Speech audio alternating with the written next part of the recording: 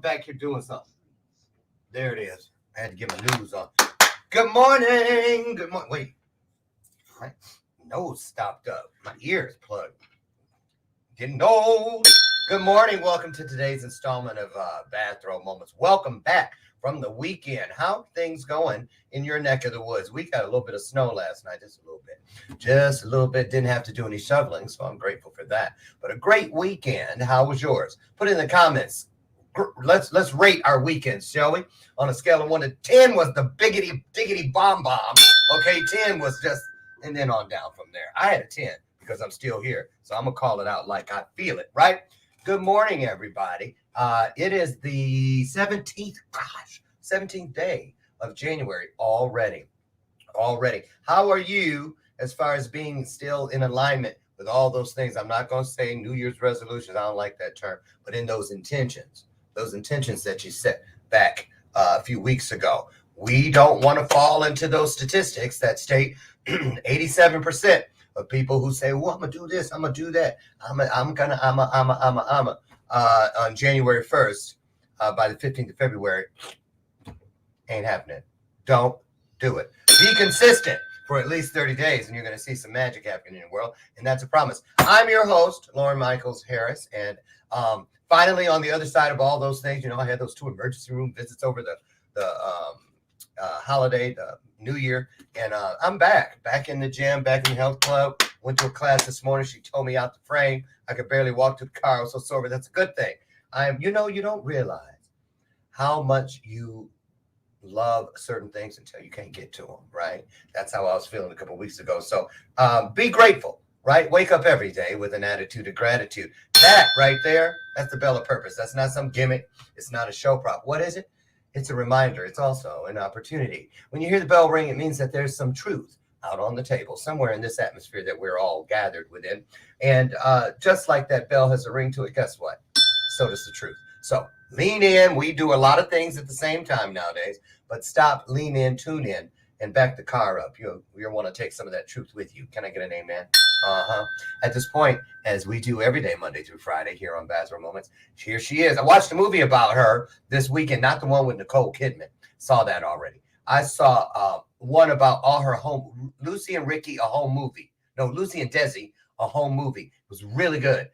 Made up from the kids ran it, and all of the entire movie, 90 minutes, was all about we saw inside their home movies. It was absolutely great. So here she is, my sidekick. She's my version of Ed McMahon. That's right. This is Lucy McGillicuddy-Ricardo. She's been with me all 7 years of Bathrobe Moments, and I love her. I do. I love me some Lucy.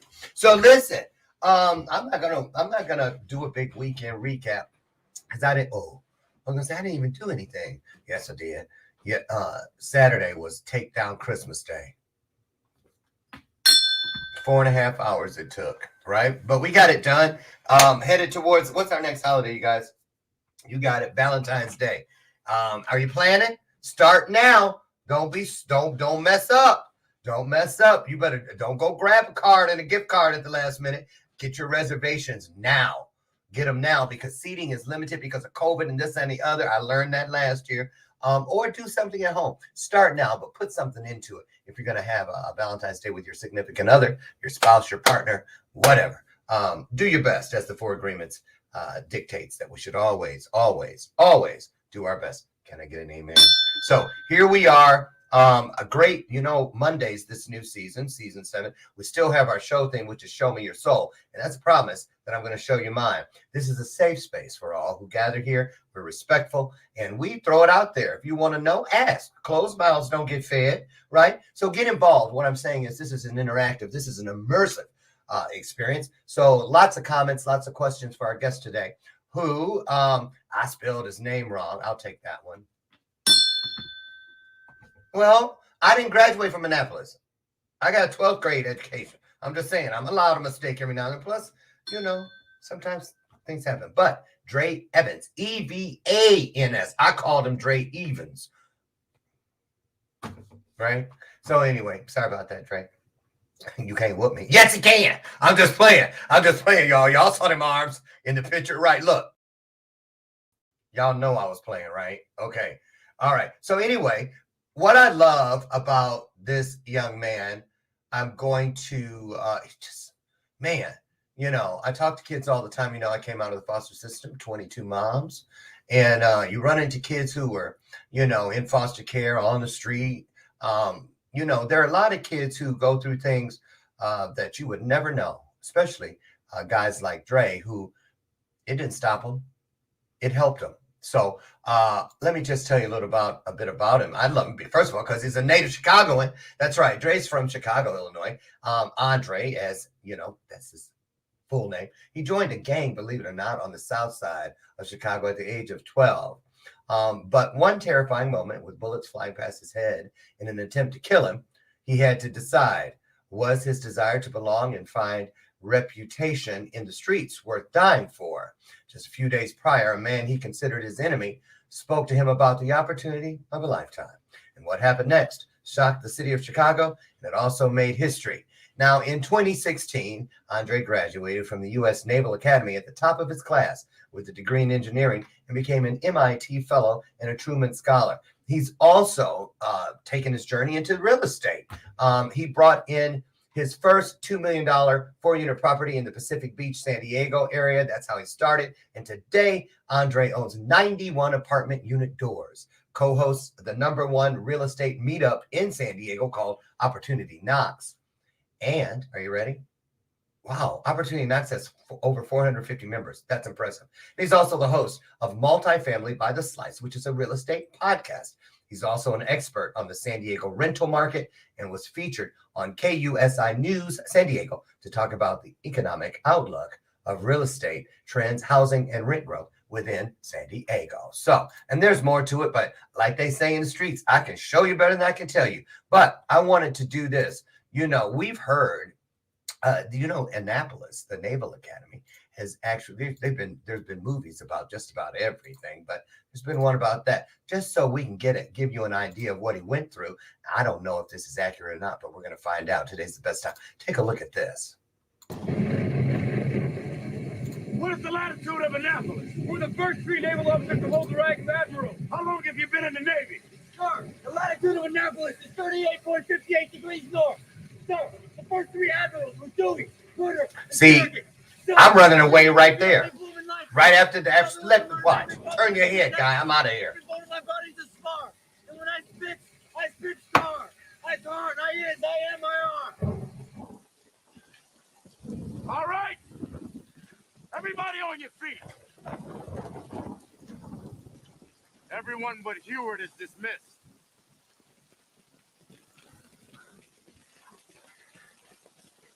How about some more up-downs, Heward?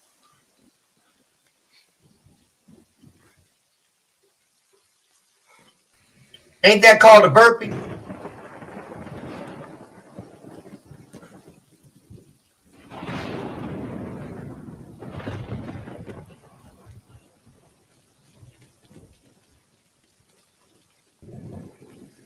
Tyree's trying to be tough. Uh-huh. Oh, his homie stayed with him. I love rolling on the ground and freezing my butt off. Y'all trying to make me proud out here tonight, huh? Hoorah! Hoorah! Hoorah! Hoorah! Hoorah!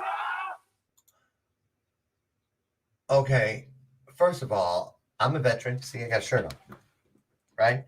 But I was in the Air Force. We too cute for all that. I'm just saying. The day they had the obstacle course, it rained, so we didn't even have to do that in basic training. I was glad, right? I was glad. I don't know if I could do that, being picked on, because they be all up in your, who are you talking to, right? But he did. Our guest today did, and he's going to tell us all about it. Listen, first timer here. So what do? We put our hearts into this illuminated conversation. We put some hearts on the screen. Welcome our guest the way you would want to be welcomed. Lay it down the way you want to pick it up. Here he comes, y'all. DRE EVENS, not to be confused with Evens.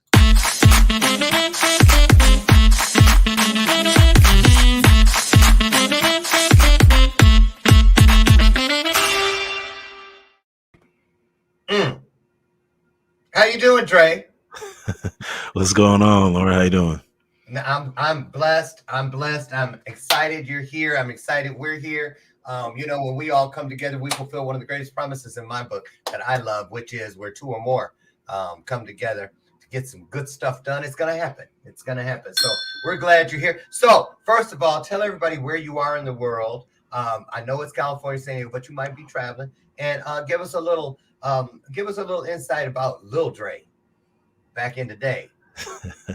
Lil Dre, Yeah, I'm that's in I'm in San Diego, California right now recording, and I'm glad to be here. It's beautiful San Diego. Can't complain about the weather, right? But Little Dre, I mean, you said it. I joined the gang in the South Side of Chicago when I was 12, and I think every male at some point coming of age is going to look for that male role model some type of way. And for me, my biological father was a drug addict. Me and my brothers were actually in the basement, and when my mom came home, she used to work with FedEx, and she forgot something. She turned back around, and she comes in the basement. She smells this funny smell, and she goes downstairs, and she sees my biological father, smoking crack in front of me and my brothers. And from that point, they had a divorce. My mom has four uncles, and all four of my uncles have been in the streets, and they're all drug addicts. And I didn't have any type of male role model to look for. And at the same time, I'm on the South Side, right? I want that protection. I want to be cool. I want to have that respect and be perceived as I can handle myself. So I went the gang route. I wanted to feel like I belonged. And yeah. I did that for a few years, and I learned a lot of lessons. And the biggest thing is just life is short. The greatest potential in the graveyard. If you think about so many people that are, look at all the tombstones, think of all the people that are in the grave and they never accomplished what they truly wanted to accomplish. Right. They didn't die on E. They didn't empty out that potential tank. And for me, having near-death experiences and living in the hood, it makes you value and appreciate life. And that drives me. How old are you now? I'm 29. 29. Ain't even 30 yet, y'all. Go like this. You got a little infamy on. You got a little formula still there. I'm 59, so geez. Look. Oh, 29, 30 years older than you. Wow. Mhm. So, Dre, you said joined. So were you, because a lot of people think that kids in the hood don't have a choice because they get railroaded, recruited, if you will, That's into true. the gang life. How did it happen for you? Kind of give us someone come, hey, young blood, you want to make some cash real fast? How did the door open, literally open for you? That's true. Some people don't have that choice. If you grow up in it, and if you're in that street, because Chicago is every 2.5 blocks, as you know, is that major street. And some people, depending on your neighborhood, you're affiliated with whatever that gang is. So that is true. Some don't have a choice. But for me, I knew a lot of the cats that were a part of the Disciples, and hanging around them, being cool with them. I got to see what they do. I got to see how they were, and that allowed me to get that in. So eventually I approached them and was like, yo, I want this. So So a it was easy for me. 12-year-old, they call them, I mean, I've seen a few movies, Boys in the Hood and all that kind of stuff, and then they call, what they call dope boys. Is that what a dope boy is? The kids? No. That ain't. Everybody's not a dope boy. Okay, so what was your job? What was your role at 12? I know you wasn't carrying no kind of firearm, were you? Yeah, I was. At 12? Yeah. Better been a BB gun. It was a strong BB gun then. It was a real gun? Yeah. So I never went the drug route. Actually, I was very anti-drugs because of my biological father and my uncles. So I never sold drugs. I never messed with it. For me, it was the violence and the fights. That's where I took part in. Okay, then this is really interesting. Okay, let's go with it. So even at 12, the violence, were you like more of an observer rather than participator, or were you just all up in it? Both. At 12? What were you Yeah. fighting? Other gangs, 12-year-olds? I know you wasn't fighting grown-ass men. You might have been. Not. I'm not fighting grown ass men by myself. Oh, okay. You know So what I let me mean? ask I you this. mean, and if they were younger, obviously I'd be fighting them. And once I got older, I mean, I was always tall, Yeah. so that always helped me. Okay. Now, what was the youngest you saw in there at all? maybe 11, 10. 11, 10. Now, did your mom know you were in this gang? No, she actually didn't. What about your brothers? You got two brothers. You're in the middle, right? Yeah, they didn't either. How do you keep something like that a secret, the way people talk on the streets? Even in high school, and there were people would be trying to mess with my brothers. I was defending and protecting them, and they didn't even know it. I didn't tell my mom and my brothers that I was about my prior gang affiliation until I had graduated from Annapolis, and that was like a year or so after I graduated from Annapolis. Yeah. Wait a minute. Okay. All right. Okay. Lord, let me scoot up closer. So you're telling us that your entire immediate family had no idea you were in a gang until after you'd finished college? Yeah. How did you live that double life? Well, I knew that my mom is a big church going woman, and I knew that if she knew, she wasn't having it. Just like sagging my pants, right? The moment I came in the house, I'm pulling them jokers up, you know? She'll wear me out. She'll wear me out. She see me out with my pants sagging, you know what I mean? So I did a lot of the stuff. I mean, she knew I was out. I was outside the house, but she never knew what I was doing. And the only thing she knew when I was in the house, I was just this kid that didn't listen. Yeah. I was always trying to do my way. Dre, you mentioned that you had no male role models to speak of at your disposal, so that was a big attraction to the gang world, gang life. Mm-hmm. So when you got in there, did it fulfill that need that you thought you were trying to fill? To a degree. One of the main gang leader, let's just call him Smoke. I liked the way he carried himself. He was just smooth. He was laid back. The way he spoke to people, everyone respected him. And that's the thing, right? Mm-hmm. You'll learn just like in the military, just like in any job, there are going to be people that have great qualities. It's no different from being in a gang. This is true. And this is kind of what I allude to in the memoir once it does come out, is that I'm also, in addition to telling my story, I'm making the picture that gangs is just another word for teams.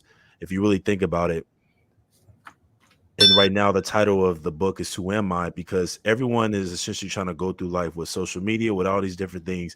We're all trying to figure out who we are, right? Based on our talents and our interests and our passions. But even the things, as you know, that we don't even realize that we're good at, we won't even know until we go through certain experiences, or just like trying the food and you think you don't like it, but then you end up liking it. So I'm making pretty much the argument that the military, the Naval Academy, sports teams, politics, like Republicans, Democrats, they're all gangs, fraternities, sororities, gangs. The only difference with a street gang is just it's more a negative connotation. But tell me that we don't go through life and join a series of different gangs, and those series of different gangs shape who we are. That's essentially what we do. So I essentially make the argument in the memoir. The whole premise of the book is that I go through all these different gangs in life. I was in the writing center, I was in the gospel choir, the Naval Academy, sororities, all these different things. And there's positives and negatives that I take from each one, and they just chisel away and they shape Dre. And that's everybody in life. You join all these different things, all these different groups, you meet people, you meet mentors, you get shaped in so many different ways as you go through life, and they make you who you are. You really do. Now I want to ask you this, two things. Well, let's put that. I'm writing it down. The first thing is, I've been watching this old show from, I think it was the 90s, Nip Tuck, right? And I just saw an episode over the weekend where there was a former gang member, Latino guy, who had, denounced his role inside, the gang world, and he went there to get the tattoos and stuff removed. But it didn't matter because they showed a scene where he ran into some of the gang members out on the street. I guess the word was out that he was done. Is it true? A lot of us hear that once you're in, you're in for life. That's how they look at it. So how was it for you when you decided to close the door on that life? And when you come back to Chicago, because I'm assuming you still have family here, and they probably, some of them still live in the same places. Do you ever run into ex-gang members who might still be, they're old now, well, I don't know if that's old. 29, is that old for a gang member? Most of them probably don't even live that long.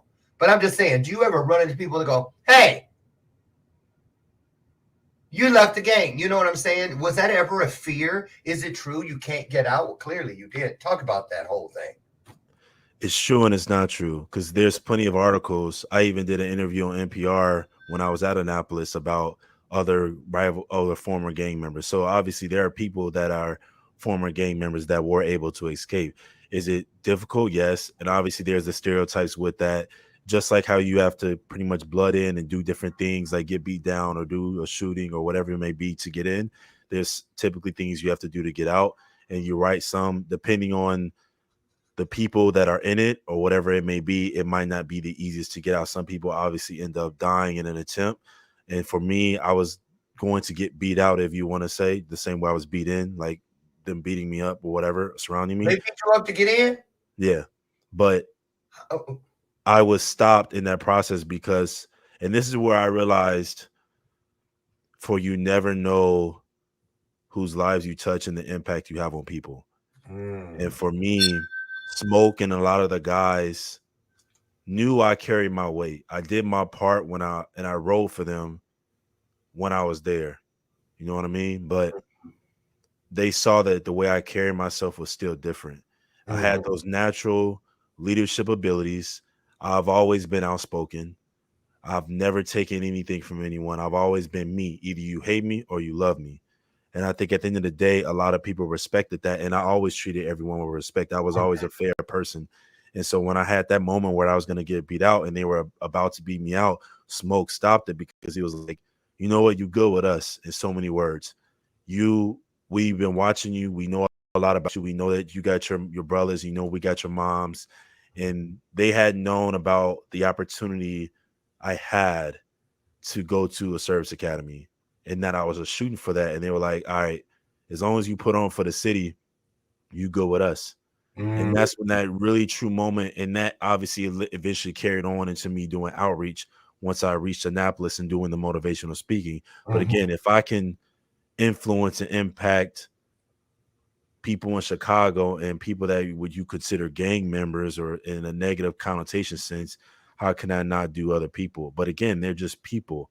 We just label them such, but how can we get mad and criticize them? We don't know their background. We don't know their circumstances. So how can you be so critical of them and what they do? I mean, they didn't have a choice. Some people don't have a choice. So how are we gonna sit there and grow them and be like, you're a horrible person because you're in a street gang?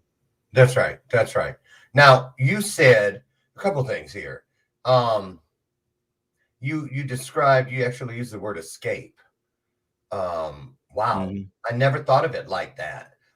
Jumping out or beat out or whatever, escape. Because sometimes I guess it just depends on the certain faction that you're working with, who it is that's making that decision, whether you get to go or have to stay. So what did it feel like when it was time for you to propose this to your fellow gang members that I need to go? Were you scared? Was it what would you have done if they had said, you don't get to go? What would you have done? I don't know. I think that thought definitely crossed my mind, was similar to getting beat in. Like, I could obviously die from this, but I've always been a risk taker. And I use this same philosophy when I was in escrow for 4 months buying my first $2 million 4-unit here in San Diego. And everybody was around me, and even my mom, my first time I ever like clapped back at her, and I was like, no, you're wrong, was believing in myself, even when the odds are stacked against me, and then believing in myself and taking that risk. Because it's the mentality of this, and it translates to everything in life. If I don't do this, I'll always be in the same boat. You can't do anything different. You can't rise in life and do something great if you keep doing the same thing. You have to do something different to go to a higher level elevation. So I took the mindset of, well, if I don't face these guys, I'm gonna be in this life Stuck. and I might I'll stuck, or I'll either be in this for years. I'm going to be stuck in Chicago. I'm probably not going to make it much of myself or whatever it may be, or I'll probably die or be in prison from this. Right. Or I can try and take this risk and potentially face death with it. But if I succeed, though, now I'm free. Now I got the opportunity of a lifetime. So it's worth the Right. risk. Now, a lot of people would probably think, because I know I am, that you're in at 12 years old. That's right around seventh grade, eighth grade, somewhere in there. Mhm. Now, how did you stay so on point with your studies so that you, I mean, you graduated clearly, your SAT scores and stuff clearly, were no. No. Well, okay, talk about that. My How my did you get grades to were average. Annapolis through this murky swampland called gang life? No. My grades in high school were I would say more like a B student, but it wasn't hard. It was CPS. It's not like we had to. Chicago. I've always been a hustler, you know. Like I would still stay up late and do my schoolwork because again, I had to do that for my mom. She wouldn't have it. Oh, yeah. You know what I mean? So I checked that box always, but I still didn't have. But because I was Chicago Public Schools, I didn't have the educational foundation that I needed. So when I did go have the opportunity to go to the Naval Academy, I didn't get directly in. Me and my brothers made history because we were the first set of African American triplets to ever be accepted into any service academy. So we made a pact in high school that All we three of for you what went there? all we didn't all graduate, but we all went together. We were the first. So we made this pact that because we were triplets, we all wanted to go to the same college. I knew we had different interests and different passions, but that was like a thing for us. So we all applied together. Well, originally it was West Point, which is the Army school, but eventually we found out there were other like the Naval Academy, the Air Force Academy, Coast Guard, Merchant Marine. We ultimately decided the Naval Academy because we felt like it had the best opportunities overall. So we chose there, but I didn't have the academic scores. My ACT, after taking it multiple times, I believe the highest I got was like a 21, 22. Nowhere near the 28, 29, 30 that a lot of the other candidates were receiving. And like I said, I was more of a B average student. I Mhm. wasn't an athlete. You weren't? I wasn't. I had maybe a few extracurriculars, but that was it. So we went to the prep school because it was a way for me to get that educational background I needed so that way I wouldn't fail at Annapolis. So while I was there, you needed a 2.2 GPA at the prep school. It's in Newport, Rhode Island. I barely graduated. I was taking all my courses. Math was a struggle for me. It always has been, and Yeah. it was a big struggle for me. Just trying to learn the concepts, I was just intimidated by it. And I took this extra class with this lady named Miss Simpson was trying to teach me my learning style. And I had always been an artist. That's always been like my gift, my God-given gift, and that's what I got from my biological father, which is another reason why I was more of an impact that he wasn't in my life because he was an architect. I always wanted to be an architect or artist growing up, Your and I dad didn't. was? Yes, and I didn't have that. My Wow. biological father was. So that's why I barely graduated. And the next thing I know, I'm at Annapolis and I only majored in engineering because I'm like, what's the closest thing to art? And if I do engineering, I have the ability to design things and draw things. So my first, you don't start your major until your sophomore year. So sophomore year and junior year, I pretty much drew out everything. If my teachers were here right now, they'll tell you everybody was doing it on the computer software, all the even just regular labs or regular like assignments on designing things. I was Mhm. drawing it all out because for me, I could do it faster and better drawing it than doing it on the computer. It Uh-huh. wasn't until my senior year when we had to do like a full model rendering and everything. Obviously, you have to constantly make changes back and forth. That I finally learned the programs and went in and did it. But besides that, I drew it all. Wow. Yeah. Tell us about this MIT fellow opportunity. How, I know somebody sitting back there right now. I heard you back in the corner. I heard you when you went, what in the world?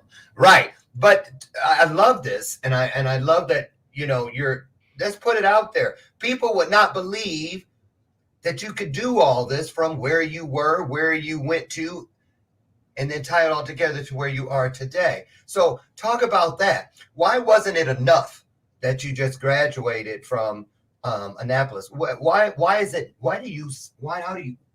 What do you think it is, Dre, that keeps causing you almost like a slinky, where you finish one thing, then you throw the back end over the front, and now you are doing something else. Keep reaching, keep reaching, keep reaching.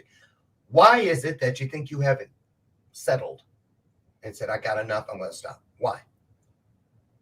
Two things. So I'll answer your first question first. Okay. The MIT internship came when I was at Annapolis. I think that was like my sophomore year, junior year, one of the two. Because I was an engineering major, they have different. Annapolis is great for the opportunities it provides you. And one of those opportunities is, as an engineering major, there's a wide range of NASA, Los Alamos, MIT, a lot of different prestigious scholarships or internships, rather, that you can pursue during the summertime. And they send the email out to all the engineering majors, and we went into this auditorium called Mitcher, and they basically did a whole brief on all the opportunities that were available. And of course, there's the top ones, and MIT was the top one. I remember walking in, and there was a Caucasian male that sit there and was like, "You're in the wrong place, aren't you?" And I'm like, "No, I'm in the right place, actually," because you get stereotyped, right? And there's still there was still a little hint of racism there, and it's not everybody, you know what I mean? But it was a predominantly white school. It's still in there. It's still going to exist, and that's okay. I knew that going into it. And I did have that belief that I felt like I wasn't worth it. And I would say that was a struggle with me for years. Despite being very ambitious and despite believing in myself, because I came from Chicago and the whole mentality that for youth that they hope they make it to 21 and the negative stigma that's around the city. Yes. I carried that with me. To be real with you, I carried that kid from Chicago mentality with me for years. And because I was always being ambitious and I was working as hard as I could. But when I was going through opportunity to opportunity, I was just taking it day by day. It was hard for me to dream. But that's the weird thing. I would be ambitious and try to dream. But when God will open doors for me, I'm like, yo, I don't know if I'm worthy of this door you're opening. And so when the MIT opportunity came, it was personal for me because as a kid, I'd always known about MIT. MIT was like the dream school because if I wanted to be an architect like my dad, the best school for STEM or anything technically graded was MIT. And I always had that in my mind. That's it. Never went, never visited. I was like, that's the best. So that's what it was. And I actually applied to an MIT summer program when I was in high school. I didn't get in. So here I am in the second round. I'm like, I tried to do this in high school. It didn't work out. I'm not smart enough. I don't have straight A's like these other kids. They're not going to let me in. And so I had that mentality again. But then I don't know, something in me was just like, just apply. Just do it again. That right there. Something in me. Put a name, put a face on that. Maybe it was that kid. So I've always been I'm gonna prove you wrong type of guy. And maybe something about that Caucasian male challenging me or saying what he said to me in the sense of do I belong lit a fire in me where I'm like, I'm gonna prove you wrong. And I applied and wasn't really sure if I was going to get in. And it even came to a point where I was sure I wasn't going to get in because we had to submit all our applications to this other professor. And then she would screen it like an internal process before they even submitted it to MIT. You know what I mean? And so she did the screening process and she went through it. And I had already applied to another internship called Los Alamos. It was like a nuclear one in New Mexico. And I was accepted for that one very quickly. And that was like my backup.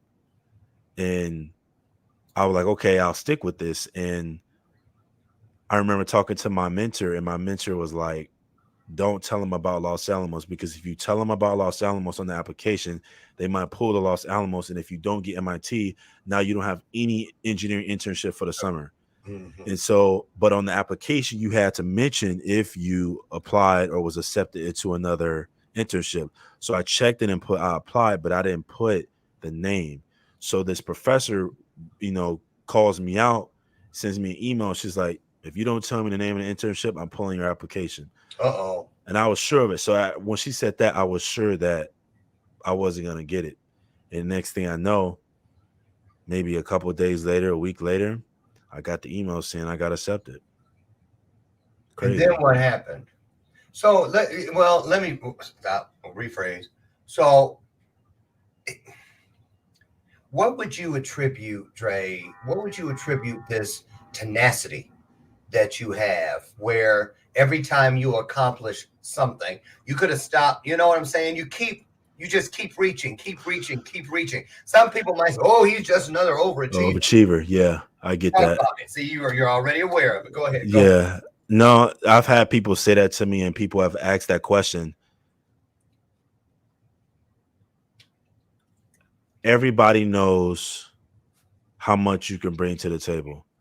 I think for me, I think there's some people that, given what you go through in life, when you know that life is short, when you have people around you that have died or been through certain experiences, you know that it's a time, your life is a ticking time bomb. You know, for me, when I die Yeah. and I place my head on my pillow at night, or when I'm on my last breath to die, whenever that is, Mm-hmm.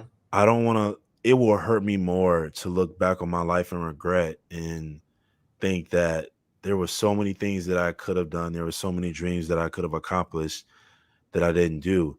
And it's not, some people equate the work with like having fun. I'm very fulfilled. I have a lot of fun. I'm still 29. I still go have drinks. I still go have a good time and enjoy my youth. But I work hard, I play hard. I Mm-hmm. grind, but and there's still a fulfillment when you accomplish your dreams too. It's a different type of high.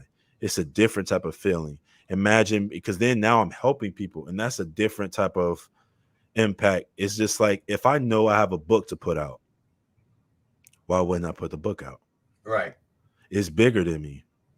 And when you get a taste of that and you realize that people's lives, not only my immediate family, but other people's lives can be changed based on the actions that I do, it hit different. It's a different type of hustle.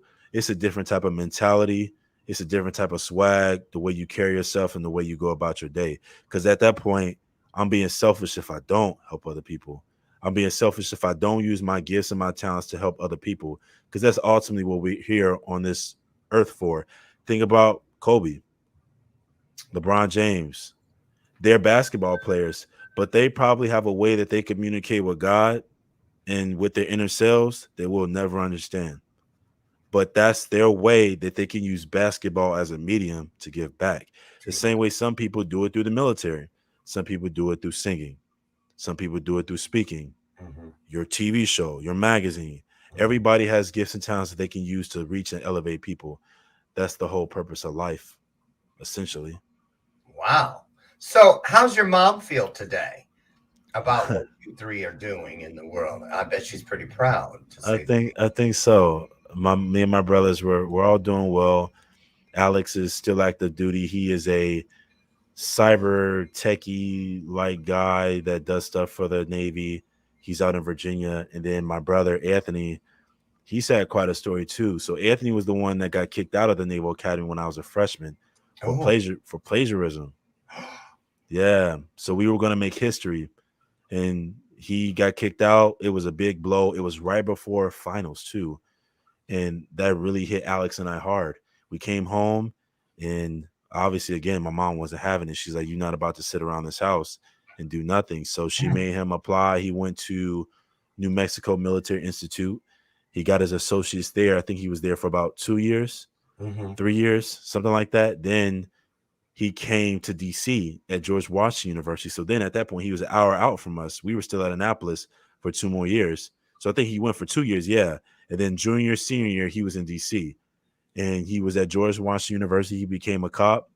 He was working there. And that was interesting too, because he started off, correction, he moved to DC, was working at GNC. Then he was working at Target. Then he became a cop. And when he was a cop was when all the riots were happening.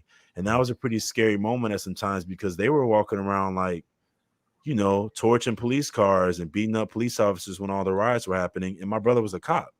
Right. So and he's in DC. So I was just like, bro, type of thing, like, be careful. Careful. And he went through that, and he met a lady that was an FBI agent through one of those police academy schools or whatever. He did like 2 trainings or something like that. And then he also met another gentleman that was on Obama's Secret Service staff, and they mentored him and was like, you should apply. And he applied for the Secret Service, and now he works for the Secret Service out in Arizona. Wow. See? Anthony has had quite a journey too, quite a story as well. Everybody, yeah. Listen, we're going to take just a brief break here. We'll be right back. I promise you that. Get your questions, comments ready. We're going to address some of those. But when we come back, I want to talk with our guest today, DRE Evens, about a couple of things. We're going to talk about the book a little bit more. We're going to talk about the podcast. And we're also going to talk about the real estate world that he's in and his San Diego meetup that has over 450 members. Also, you guys, think about this. April 28th is the Power of We Symposium. It's our 3rd one. The last one was in Atlanta right before COVID. We received an award 6 weeks afterwards from the United Nations. So we're doing some pretty good work. These kids here in Chicago, 99% of them on our first one in 2018 came from the south side of Chicago, the same exact neighborhoods that Dre comes from. And you heard what he said about the biggest fear being that you won't make it to 21.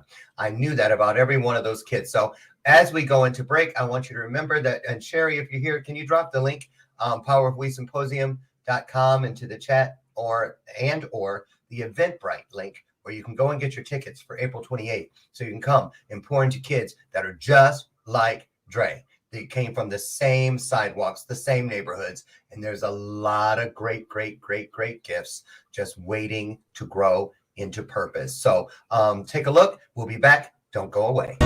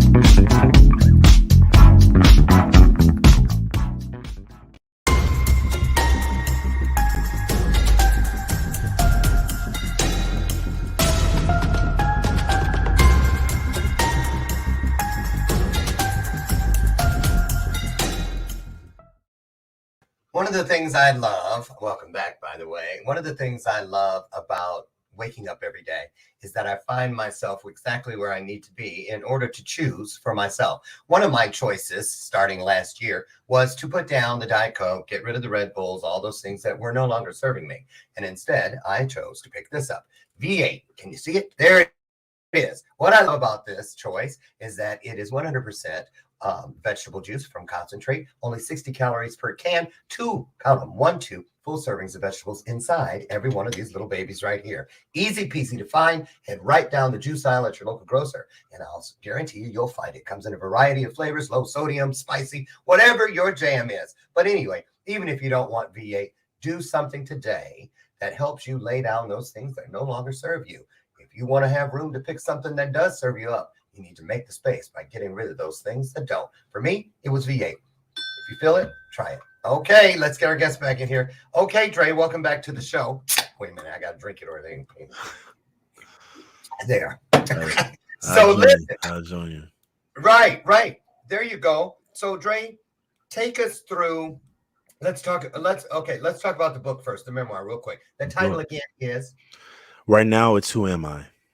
Who Am I? Good question. Who am I? I've asked that one so many times.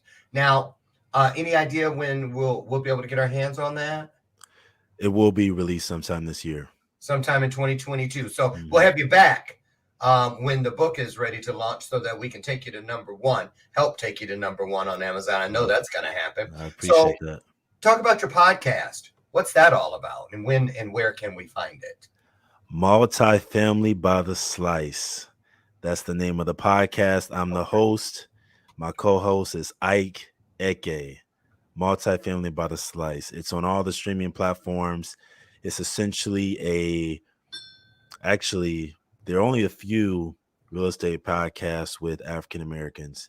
And I'm not, being a Naval Academy graduate, I'm not a person I'm saying that pushing Black power, Black excellence all the way. I believe that I have to network and establish deep, sincere relationships with everyone. Obviously, being a naval officer and going to Naval Academy forces you to do that. But it was important for me and impactful to have a podcast like this because there aren't, truthfully, a lot of African Americans that are not only in real estate, but especially multifamily real estate, commercial real estate, apartment buying. It's a very rare field. Every time I'm going in the room, I'm the only person. I'm not only the youngest person, but I'm the only African American in the room. So it's very special for me to have started the podcast. And Ike and I actually met at a meetup here in San Diego, and we were the only African Americans there. And we just kept in contact. And originally it was my show. And I was 10 episodes in, and I actually interviewed Ike because I knew that he was buying multifamily as well. He started with some multifamily in Ohio and then some multifamily in Arizona. And I had him on the show and we were talking. I got to learn about his goals and what he was trying to accomplish. And then something, again, that feeling, something in me was like, I stopped him and I said, hey, we should do a podcast together. Why do it by myself? Right. There's never, to my knowledge, been a dual, African-American real estate podcast show. So how long's it been out? We've been out for about 4 weeks now. We already have over 52 5-star reviews. Wow. So yeah, we've been doing pretty good. Find it? When's it? Yeah. It's Spotify. You can do it on Apple, Stitcher. It's already out, so people can see it on all the Multifamily by the Slice on all the major streaming platforms. Okay, once a week. What's that? Is it you twice go a live week? Once a week? We just dropped 2 more episodes this morning. Oh, okay. Well, there it is. Episodes. Awesome. And the meetup, because a lot of people watching either know someone or they themselves are in the Southern California area, Orange County and below. Talk about that meetup group. What's that all about? Opportunity Knocks, the #1 real estate meetup in San Diego. So the founder of it was Jennifer Santoso. She's a great friend of mine. She's a mortgage broker. For those that don't know, a mortgage broker is basically a person that deals with all the lending and the loans that deal with large commercial real estate. Okay. So that's what she did. She started the meetup. It was more of a small, tight-knit group, maybe about 20, 30 people each event. And she was actually, after doing it for 2 or 3 years, she was looking to pass it off. And when I met Jennifer after acquiring my first property, I told her, like, hey, I kind of want to start a meetup out here in San Diego. And we became friends and we were communicating. And she called me and she was like, hey, Dre, I was giving some thought. I was going to step out of this meetup thing, but do you want to take over my meetup? Oh. And she didn't really have a logo or anything like that, but you could keep the name Opportunity Knocks and at least you'd start with somewhat of a following. You wouldn't be starting from scratch. And I was like, yeah, let's do it. So I was like, let's just do an event together and you can show me the road, show me the things that you're looking for, and we go from there. And I helped plan the first event. We had a great turnout. We had about 50 people come out when I did the first event. Wow. And I started to see, I think it brought some life into her, because the next thing you know, she stayed on board. And I brought in 5 sponsors to our event. So now the events are we have hosted at the Montserrat. It's a hotel in Point Loma. We have drinks, we have apps. Like I said, I have media coverage, and I have 5 sponsors covering everything. I don't pay a dime. Wow. Wow. That's awesome. Well, I'm going to just put it out there. I'm certain, I think I've mentioned it to you when we were doing the pre-interview stuff. April 28th, somehow, some way. I don't care. We have to joining us via satellite. I don't care if we got to do it that way. I definitely want your face in front of these 250 kids from the South Side of Chicago so they can see. Here's another example of everything you're doing coming to fruition, coming all the way, closing the loop, so to speak. So we're gonna stay on you about that one. But before we get out of here today, we've got about 5 minutes left. I wanted to back the car up just a few paces, if we could, and I'd like you to talk about. You had mentioned near-death experiences, back in the day and all the different things. Can you give us a little input on how those experiences shaped you into how your sense of gratitude today, about where you've come? Because, we look over our shoulders when we find the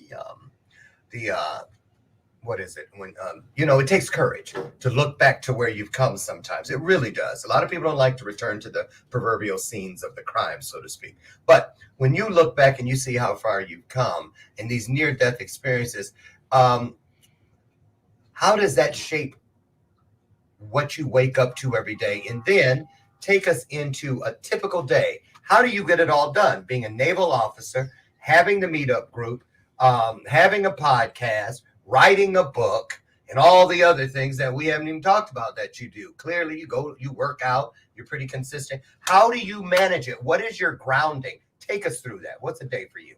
Typical day. To answer your first question,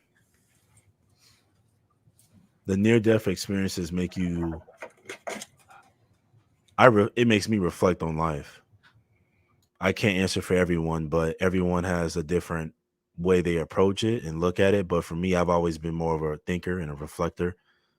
I'm always analyzing myself and where I'm at and how I read things and how the energy in the room and my environment feels.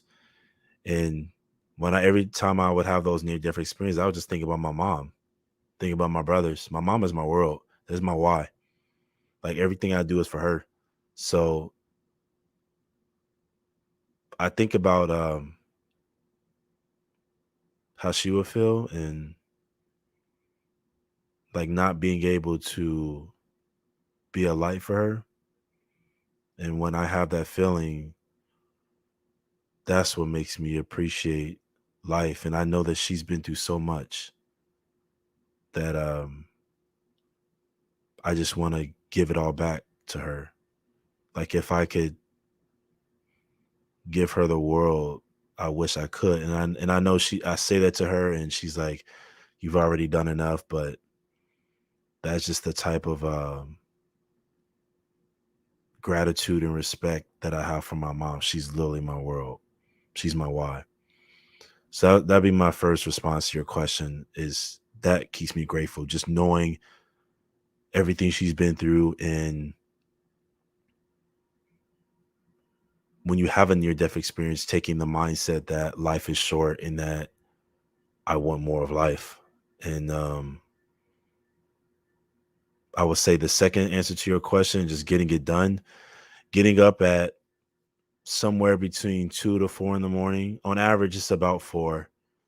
On average, it's about 4. I was up at 2 a.m. this morning because this went live at 5:50 a.m. Pacific Standard Time. Oh, yeah, because you're on that. Right. West Coast. So I got up at around 2 this morning, 2:30.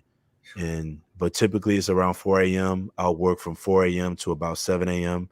And that could be on anything. It could be reading real estate books. It could be creating my social media advertisements that I need to promote the real estate business. It could be writing.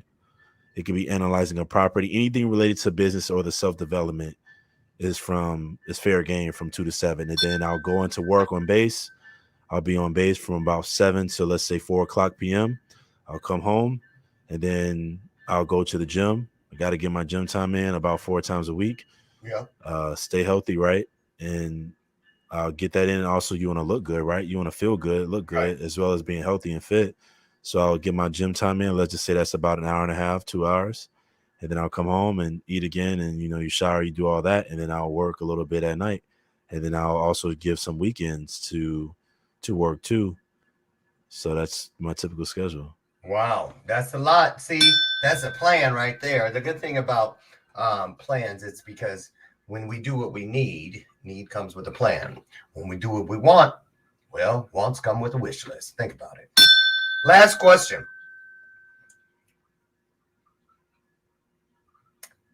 What kind of dad do you need to be one day? Should that day come?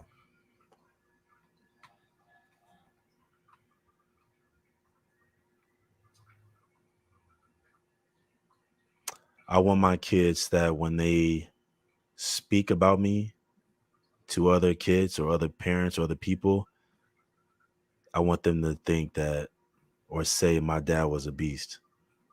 Like Oh, my dad gave his all to not only provide us a legacy, but he left a legacy for himself, for other people. He was always pouring into people. He was always giving back to people. He used every single talent and strength that he had in him through speaking, through outreach, through real estate, through books, through whatever medium, through art, through whatever medium or gift that he had to give to other people. give to other people. I Being just of service. being of service, being a person of value, that's what I want my kids to remember me by. And that's probably the number one lesson I would want them to have, is just being a person of integrity and of honor and caring about having sincere relationships with people. And I think that's why we've been able to do well in real estate, is everyone is always vying for my time. Like, teach me this, teach me that, show me this, show me that. But I'm a believer in, I'll teach you and answer whatever you want to know without expecting anything in return. There you go. Unconditional, right? Unconditional. Well, Andre, unfortunately, our time has run out, but we're going to have you back later in the year when we're ready to get that book launched. And I look forward to it. Or if something else should show its face before then that you feel we need to know about, you've got the turnstile invitation, which means you can come back anytime. Just let us know. And I'm so proud of all you're doing. I certainly hope that we can come up with something that we can, pour into the kids. April 28th. Almost all of them will be coming from somewhere near the south side of Chicago, if not south side proper. But all kids are special and all kids have needs. So we're going to try to do what we can, and we hope you can help us with that. Looking forward to that. And in conclusion, thank you so much for just, touching on the edge of so many wonderful things regarding your journey. We can't wait for the book to come out so that we can get all up in there and learn the rest of the story. Now, for all of you out there, I want to thank you too, because we couldn't do this without you. Remember, every day we come here, we bring our best and we pour into each other so that we can take whatever it is we are here to do and change in this world to the next level. When we do this, we find that E and that R. Stop writing your story, trying to use all 26 letters in the alphabet. You don't have to do that. The moment you open your eyes, you are already great. Find that E and that R. Take great to greater, bright to brighter, bold to bolder, and strong to stronger. All of you, thank you. I'll see you tomorrow morning, God willing. I'll meet you out front on the front porch as we step inside our next encounter with Bathrobe Moments. Andre, thank you so much. God bless you. Have a wonderful, wonderful day, week, month, and year. And that goes for all of you. I'm Laura Michaels Harris. I'll see you tomorrow. Bye-bye.